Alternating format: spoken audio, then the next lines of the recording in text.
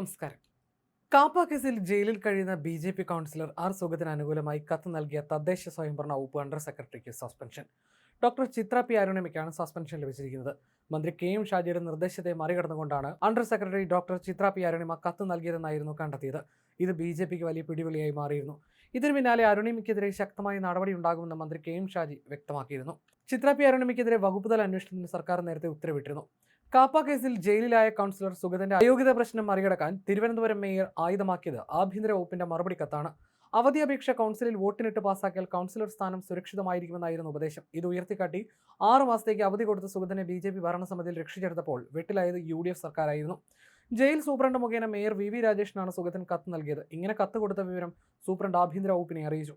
LDF സർക്കാരിന്റെ കാലത്ത് രൂപീകരിച്ച കേരള അഡ്മിനിസ്ട്രേറ്റീവ് സർവീസിന്റെ 1ാം ബാച്ചിലൂടെ തദ്ദേശ വകുപ്പിൽ അണ്ടർ സെക്രട്ടറിയായി നിയമനം ലഭിച്ച ഉദ്യോഗസ്ഥയാണ് doctor Chitra P. Arunima. Viyyur jail superintendent വഴി സുഗതൻ നൽകിയ അവധി അപേക്ഷ ആഭ്യന്തര വകുപ്പാണ് അഭിപ്രായത്തിനായി തദ്ദേശ സ്വയംഭരണ വകുപ്പിലേക്ക് അയച്ചത്.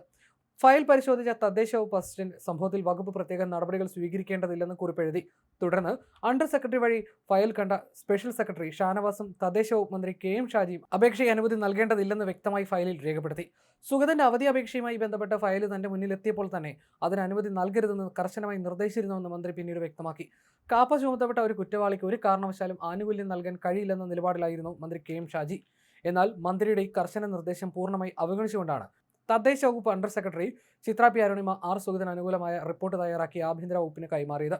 സർക്കാരിനും ഭരണമുന്നണിയായ UDFനും വലിയ രാഷ്ട്രീയ തലവേദനയും തിരിച്ചടിയും ഉണ്ടാക്കിയ സംഭവത്തിൽ ബി.ജെ.പി സർക്കാർ ഡീലാണെന്ന് പ്രതിപക്ഷം ആരോപിച്ചിരുന്നു. പ്രതിപക്ഷ നേതാവ് പിണറായി വിജയനും മുൻ മന്ത്രി വി. ശിവൻകുട്ടിയും അടക്കമുള്ള പ്രമുഖ നേതാക്കൾ വിഷയത്തിൽ കടുത്ത വിമർശനവുമായി രംഗത്ത് വന്നിരുന്നു.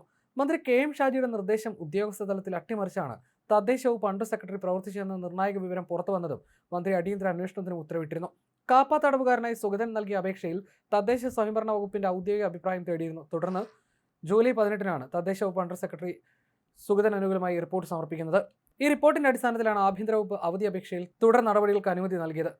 ആഭ്യന്തര അണ്ടർ സെക്രട്ടറി നൽകിയ അനുമതി കത്ത് ചൂണ്ടിക്കാട്ടിയായിരുന്നു മേയർ വി രാജേഷ് സുഗതന്റെ അവധി അപേക്ഷ നിയമപരമാണെന്നും വോട്ടെടുപ്പ് കാര്യത്തിൽ മേയർക്ക് തീരുമാനമെടുക്കാമെന്നും അറിയിച്ചത്. തദ്ദേശ വകുപ്പിലെ ഒരു കടലാസിന്റെ ബലത്തിൽ കാപ്പ കേസ് പ്രതിയായ ഒരു ക്രിമിനൽ രക്ഷപ്പെടുന്നത് തികച്ചും അപകടകരമായ സാഹചര്യമാണെന്നായിരുന്നു വിഷയം ചർച്ചയായ ദിവസം മന്ത്രി കെ.എം. ഷാജി മാധ്യമങ്ങളോട് പ്രതികരിച്ചത്.